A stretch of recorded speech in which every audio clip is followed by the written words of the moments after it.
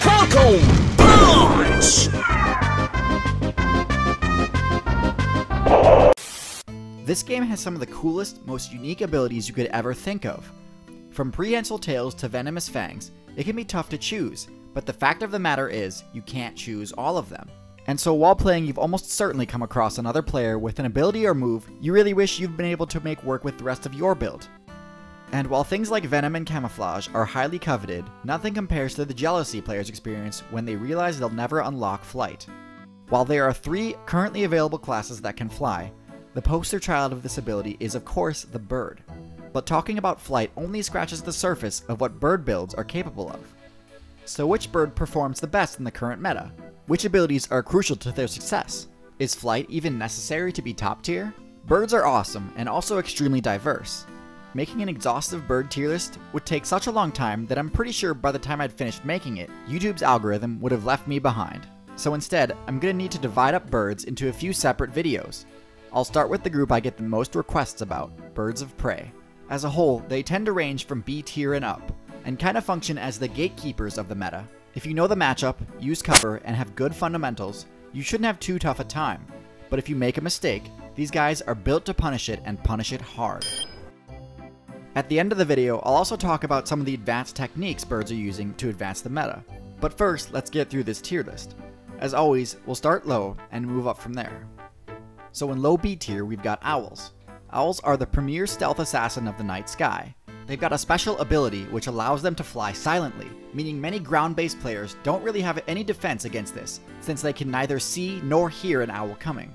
Not only does this make exploration at night near impossible for smaller builds like rodents and lizards, but it can even pose a threat to other nocturnal rogues, like cats, raccoons, and opossums. While this is definitely a powerful combo, owls are not top tier for a few reasons. First, their stealth strike attack doesn't actually do all that much damage. If the target keeps its footing, an owl player has basically no options aside from retreating.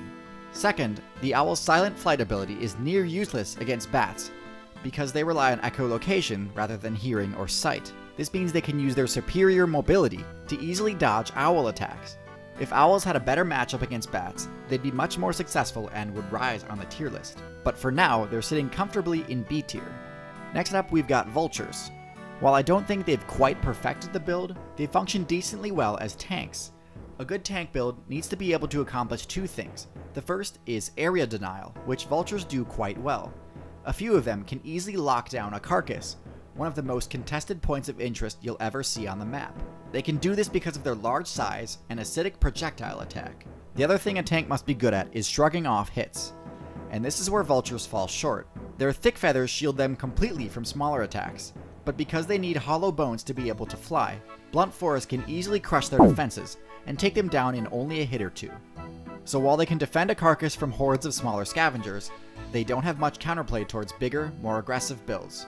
If they could potentially even steal kills, and at that point they'd be really overpowered. But until they figure out how to pull that off, they'll stay near the top of B tier. Right, so in A tier things are gonna get crowded.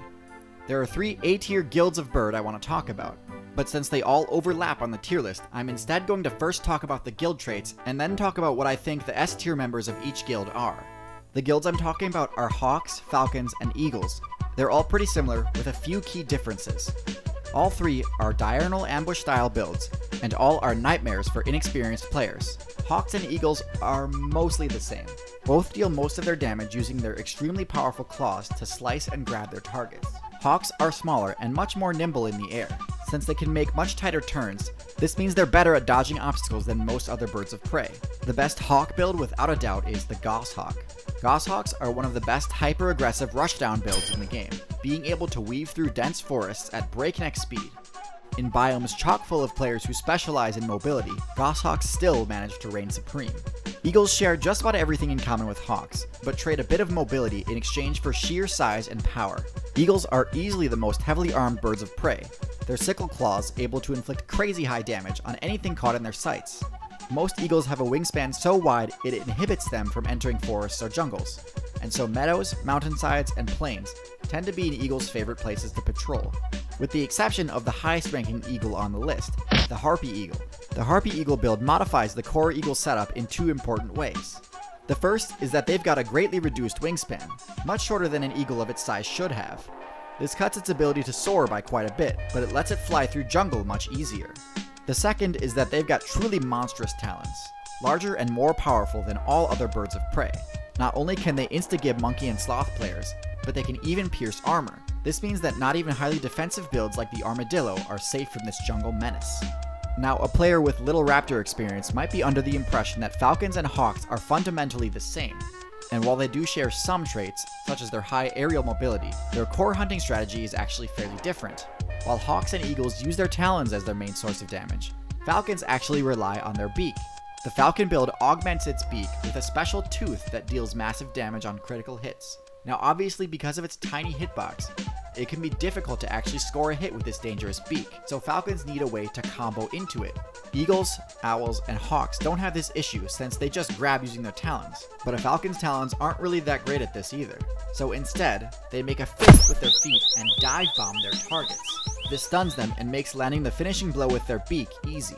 This is demonstrated best by the peregrine falcon, whose near supersonic speeds allow it to knock other birds out of the sky with basically no counterplay.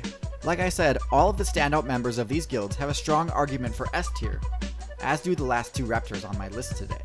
The Osprey easily has the best air-to-water matchup in the entire game. It really just feels unfair to fish players, as none of their normal counterplay options work. Their claws go straight through armored scales, and even the stealthier fish can be seen from the sky by this build. As an added bonus, the barbs on the talons of the Osprey make its grab inescapable, with the exception of the Arctic, where fish players can use the cover provided by ice to avoid getting caught. Ospreys are an ever-present threat. They're successful on every major server because they're just that good at what they do. This last build is, in my opinion, the dark horse of the Raptor meta. It's got an incredibly strong matchup spread in one of the hardest servers the game has ever seen, and yet it isn't very well known, possibly because of its unassuming name, the Secretary Bird. Secretary birds are easily the best option for someone who was a Velociraptor main in a previous expansion. Hunting on foot and in pairs, they prove time and time again that striking from the sky is overrated. It can easily defeat other high-tier builds such as the Cobra and the Mongoose with their high-damage kicks. Their stomp move has extremely high accuracy, allowing Secretary Bird players to score game-ending headshots with ease. And they do all of this without completely sacrificing their flight ability. If they ever find themselves outmatched, which only ever happens against builds in higher weight classes, they can still retreat to the sky or treetops. The fact that this strategy works in Africa, one of the most unforgiving servers of all time, is proof enough to me that this is the optimal raptor. Now, normally I'd expect intelligence-based birds like corvids and parrots to be the ones really advancing the bird meta to new heights, but surprisingly, some of the most impressive advanced techniques have come from the raptors. Eagles have been known to eliminate targets by knocking them off of cliffs or mountainsides, and essentially letting the physics engine of the game do the work for them. And several Australian hawks and falcons have been seen intentionally spreading fire, destroying cover and leaving targets without any defensive options. Well, that about sums it up for this video, so thanks for watching everyone. If you're interested in exploring the meta further, be sure to subscribe and check out my other videos. And if you'd like to support my content, my Patreon has been really crucial in allowing me to survive on a platform that's more well suited to daily uploads, even though I only upload about twice a month. Thanks, see you next time.